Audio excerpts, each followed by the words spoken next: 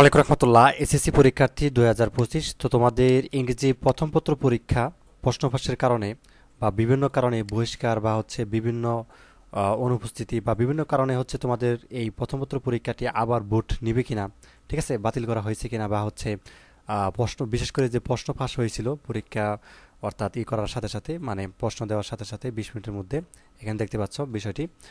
তো এখানে বলছে এসএসসি ইংরেজি প্রথম পত্রের প্রশ্ন ফাঁসের অভিযোগ এবং বেকায়দায়ী প্রশাসন।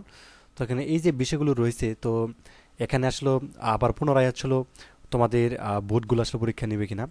তো তোমাদেরকে এখানে বেশ কিছু বিষয় রয়েছে, সেটা হচ্ছে যে দেখো 9টি সাধারণ শিক্ষা বোর্ড রয়েছে এবং একটি কারিগরি একটি মাদ্রাসা শিক্ষা বোর্ড রয়েছে। এবং বিষয়টি হচ্ছে এই যে প্রশ্নপত্র ফাঁস হয়েছে এটা আসলে কোন শিক্ষা বোর্ডের অধীনে ফাঁস হয়েছে। প্রত্যেকটা বোর্ডে কিন্তু প্রশ্নপত্র আলাদা হয়ে থাকে, ঠিক আছে।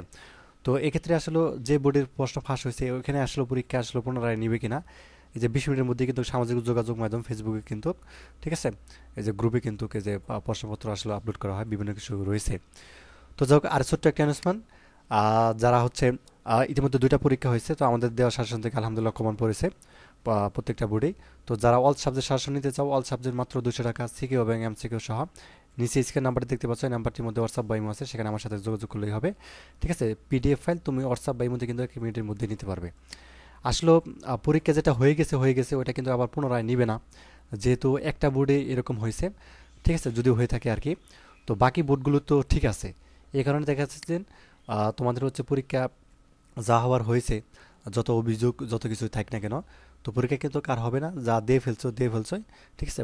বাকি পরীক্ষাগুলো সুন্দরভাবে দাও, ঠিক আছে। এই বিষয়গুলো আসলে মাথায় রাখার কোনো প্রয়োজন নেই। তো বাকি যে পরীক্ষাগুলো রয়েছে ওইগুলো সুন্দর করে পরীক্ষা অংশগ্রহণ করো এবং স্বচ্ছভাবে পরীক্ষা দাও সবাই। ধন্যবাদ সবাইকে, আল্লাহ হাফেজ।